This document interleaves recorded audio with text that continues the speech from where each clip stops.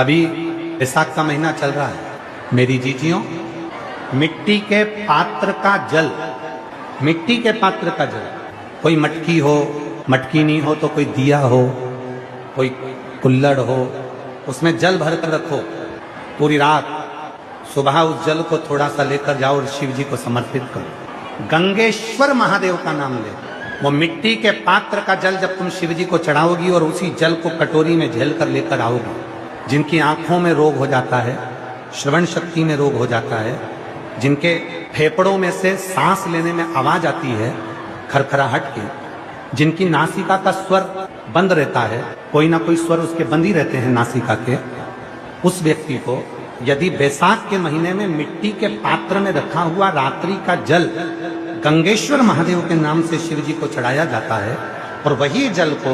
उस व्यक्ति को पिलाया जाता है, तो नेत्र, श्रवण, नासिका और जो फेफड़ों में से खरखराहट की आवाज आती है वो धीरे धीरे अपने आप बंद होना प्रारंभ हो जाती है। गंगेश्वर अभी